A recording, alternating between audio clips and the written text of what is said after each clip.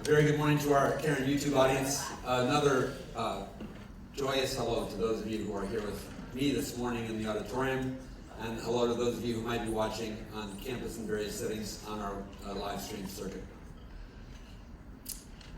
I mention it every Sunday, but I have a series of topics that orient me in preparation for the chapel service, and we happen to be hitting the very beginning of the series. And the very first topic that I have in my series of topics for chapel was at one time the only topic for chapel, because at one time the great Father Bill Holberg used to preside for chapel, and he kind of had a shtick. And so one of his taglines was, for that message, was, "What you believe about addiction is going to determine how you treat it." It's a brilliant and important insight. And he would follow that with the hope that people would conceive of the problem as sickness, not sin. Because if sin, then repentance. But if sickness, then healing becomes the agenda. And I think that's an incredibly useful and important turn that did influence use disorder care in the 70s, 80s, and 90s, and still remains an important and useful insight today. But as it's now 2022 and the topic of healing comes back around, that's my keyword for the theme, I think about the notion of, I'm going to shift the Father Bill aphorism in just a minute. I'm going to say how we think about recovery is going to determine how we approach treatment, not just how we think about addiction. And I remember when I first embarked on my own entrance into the world of recovery. I'm a bit of a word nerd, and my wife calls me Webster, but I remember I was thinking about recovery makes me think I'm supposed to get something back. And I was like, I don't know if I ever had what I'm searching for. I feel like I was addicted out of the gate. And then when I looked in the AA model of the 12 steps at the second step and it said, restored me to sanity, I'm like, yeah, no, that doesn't work either. Because I'm dubious about the degree to which my life was ever really sane, much less manageable or empowered. So how I've thought about recovery, even from the very beginning, was not a getting back. It was, there's an old AA phrase, the same man, sorry for the patriarchy, will drink again. And that if a person is put back, if we could run the clock back, 5 years, 10 years, 2 years, whatever, and put you back in the same situation as the same person in the same period of time, likely the outcomes would be the same.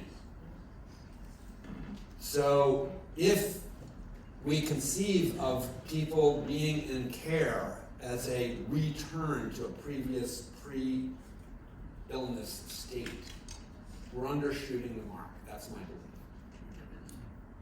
belief. And I think that I have a lot that I've thought about in the last week as I've tried to prepare for this moment. And I'm going to watch time because my risk is I could just become teacher boy and way overrun this topic with nerdy content. But I know there are a few things that are really important to me that I want to say. And one of them, I'm going to grab my glasses and my cheat sheet here, because in my preparations for this week, I thought I remembered this, but I went back and fished up.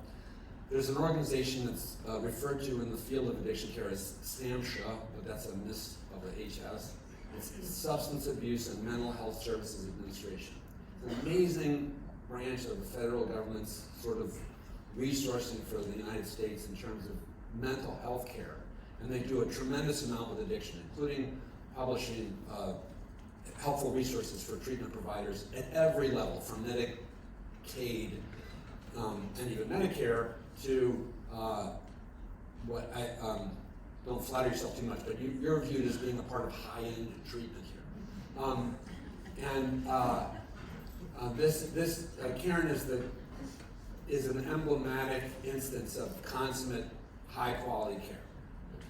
Psychiatry, medicine, nutrition, wellness, spirituality, All these disciplines are at the table here, and many people go to treatment and don't get that kind of a bouquet of expertise around them. But SAMHSA provides resources to addiction treatment providers to educate them about acronyms are just such a proliferating thing in this world, and probably in most people's worlds, but too many TLAs, 3-letter acronyms. ROSC, Recovery-Oriented Systems of Care, is an acronym in behavioral health and in other settings, in community-based health especially, which I don't know if it's borrowing the word recovery from the addiction movement, but in any case, it's a thing that SAMHSA teaches about, and best practices in mental health care are today thought to be recovery-oriented systems of care. And there's a definition of recovery that goes with that, which is interesting to hear in relation to use disorder. That's the current term for addiction. So SAMHSA defines recovery within the context of a recovery-oriented approach to care as a process of change through which individuals improve their health and wellness, live a self-directed life, and strive to reach their full potential. It's interesting.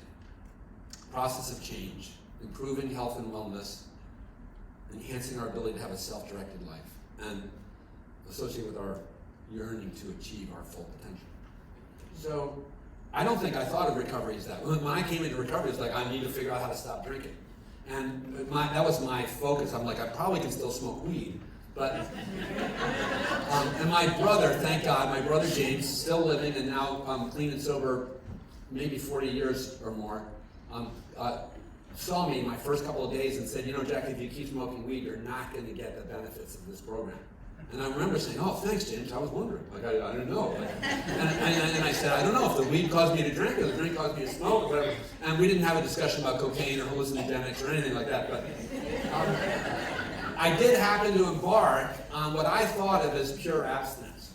I did begin not using mind and mood-altering chemicals one day at a time. I still think that's a useful rubric, and it's a meaningful goal for me.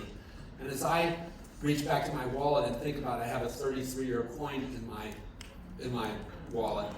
To me, that's a marker of not having used mind and mood-altering chemicals for intoxication for 33 years. There were like medications for surgery, and it's a more complicated story than that, because this is one of the mistakes that was made in terms of how we conceive of recovery. So one of the mistakes that's been a sad part of addiction care in the last 70 years is that recovery's outcomes were measured in a binary and overly simplistic way, as pure not using as the one measure of success. So as many days as you could accumulate without picking up a drug was your hey, you've hit the mark, even if you're a jerk, right? And even if you're like porn addicted, or even if you're beating your kids, or there was no question about the things that were on the SAMHSA definition about recovery of your fullness and health and wellness and potential. It was just all, did you use or not? And I met people in recovery rooms who weren't jerks, and who were doing the porn thing, and who were, beating their kids, and were like getting the medallion. And I think, like, that's 10 years I don't want. And it's a mistake to think of recovery purely in that sense, I believe. And I think the SAMHSA definition is very helpful. I'm not saying that we should keep, drinking and smoking. Obviously, what happens is that the drinking, smoking, snorting, and the pornography and the compulsive shopping and all these other things inhibit the movement towards the fullness of our potential. We had a great speaker last night, Mark Hushin, and Mark was talking about living in accordance and in congruence with our values. That's another thing, and I used to be a Father Bill thing. Must be a priest thing, but I've come to realize that's a good litmus. Is my life to some degree in congruence with my core values? And when I drink and smoke and do other drugs, my ability to sustain a life in congruence with my values erodes. And so I would offer that as a measure of recovery wellness is, am I able to live and sustain congruence with the values that I uphold? But this takes us down a rabbit hole that is worth going down. And a second stopping point is to recognize that one of the evolutions of the understanding of use disorder phenomenon is to recognize that addiction is chronic illness, not a broken leg, right? It's not a thing that you need to wear a cast for 6 weeks and maybe a little bit of physical therapy and then it's fixed and you can continue about your life as if it had not happened. Not a moment in the penalty box in which you can then get back on the field of life. That it is much more akin to being a diabetic or having heart disease, these chronic conditions. And just think of this example. So and don't raise your hand if you're diabetic or have heart disease, but there are a ton of us that are on heart disease medications, and you don't even think you have heart disease, but if you have hypertension, that's a form of heart disease. So it's a very, very common thing.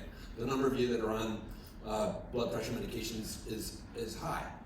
So when you go to your practitioner and they say, we would like you to, improve your diet, cut the salt, do all these, and maybe get some exercise, and they take an inventory, that's a recovery word, take an inventory. Tell me about your diet. Tell me about smoking. Tell me about salt. Tell me about, physical activity. And you say, well, I eat like crap. I love Snickers bars. The last time I exercised was getting up the stairs to your office, and I smoke a pack of cigarettes a day, right? And that's often the case. That's where the conversation starts with a person in a medical practice. And the doc says, do you think you did that like 300 of 365 days? And you're like, yeah, it would be good if I had 65 days when I ate reasonably well and was physically active. And the doc said, do you think we could flip that and get to the point where a year from now, you had 65 days of crappy diet and 300 days of this is where a patient might think, I don't know, maybe I could do 150 days, right? Maybe I could do a day a week where I'm like in conformity or whatever. And the doc is going to go, awesome, let's start there, right? Well, this becomes tricky when you're drinking a handle every other day like I was. And my goal is not to suddenly cut back to 3 drinks, because I tried that and I was not successful at it, right? But in another extent, I suspect that the people in my life would have been thrilled if I could have gotten it down to 65 days of 365, in which I was tanked. And I couldn't, I honestly couldn't. But a second thing in this rabbit hole, this is where the term harm reduction comes into play. And there's been this fight between the harm reduction and the abstinence camps of use disorder care, which is, in one sense, I'm sorry to use this pejorative word, but it's dumb. It's because we all want to reduce harm, and there's nothing that will do better to reduce harm than stopping using. Stopping using is a great thing. But the harm reduction camp wants to say, let's celebrate the people who can reduce their consumption, right? And I think we should. I think we should be thrilled when people can cut back. Interestingly, many people can cut back. But usually it's not the group in the Caron audience. So I'm not trying to encourage moderation in the room. Don't mistake me. But as we start to think about what recovery looks like, if we enlarge the scope of recovery to think those people who can cut back, if they do, that's an improvement. That's a reduction in harm. One of my, I'll call her a friend, a person that has had a profound influence on me. Her name is Erica Pollitt.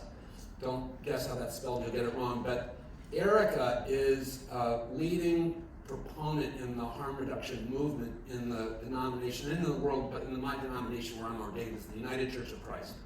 And Erica is attached to a church in New York City that I love, and part of the national effort to sort of bring harm reduction awareness to congregations out in the world. And one of her favorite expressions is to say that God loves people who use drugs. God loves people who use drugs. I don't know why that's such a tough one to swallow, but I think it's a really beautiful thing. Like it's really important for us to remember that just because a person uses drugs doesn't mean they're a slime ball or that goes back to these eras of stigmatization and the notion of like second-class citizenship or whatever. Oh, that's a dirtball addict or whatever. And as we think about recovery today, my wish is to redeem all of the constituents, from the acute sufferer to the person who's struggling. I'm standing on my soapbox now, but I really struggle with the word relapse. Because to me, it's part of this idea of shaming people who are struggling to get well. You don't even use the word relapse unless you're thinking about getting better. So why don't we call it recurrence, like we did with my cancer when it came back, right?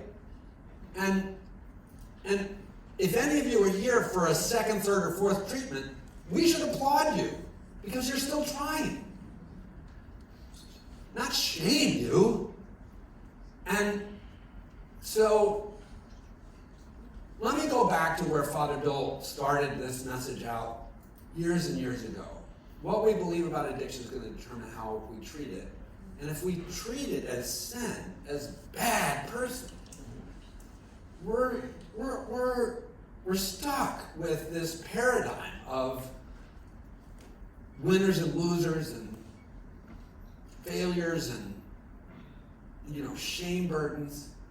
But if we remember that this is a wellness journey, then what our efforts are more cheerleading, coaching, encouraging, loving, hand-holding, supporting one another in this hope that we have to one day be able to look ourselves in the mirror and gather with the people around us who love us and who we call our family and constitute a return to service and helping others get on the boat.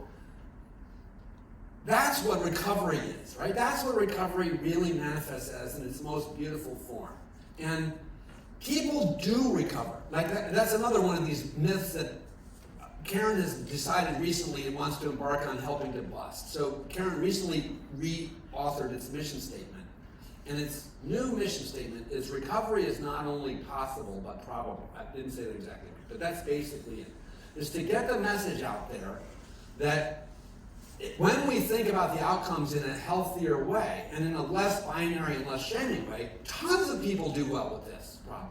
Just like they do with heart disease and diabetes. There's all kinds of, you can have this problem and get better, not perfect. There's an old 18th century expression that the better is the enemy of the good. I don't know if you know that, but sometimes then people have it, the perfect is the enemy of the good. And if you haven't thought about it, it's a great expression. We should work on improvement. Progress, not perfection, was an old AA saying. Still is an AA saying. And it's on the mark.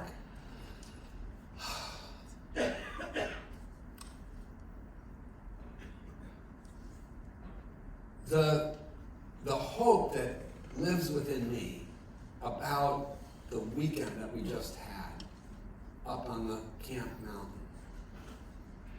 and the fact that we were inspired to call it homecoming fits with this message for me.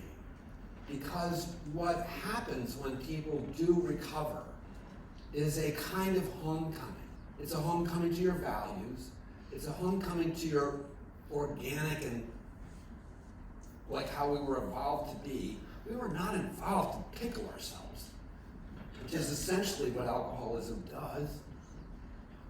We were evolved to love and be loved, to care for one another. We're tribal communal beings. And the erosion of our capacities for intimacy and the degradation that comes with addiction is a dehumanizing thing. And the worse this illness gets in a person, the less they look like whole people. And I don't need that to disparage any of you who are wearing the wristband, because I recognize that that's what I have to be really careful of, is disparaging statements, because it's in my calling to love people who use drugs.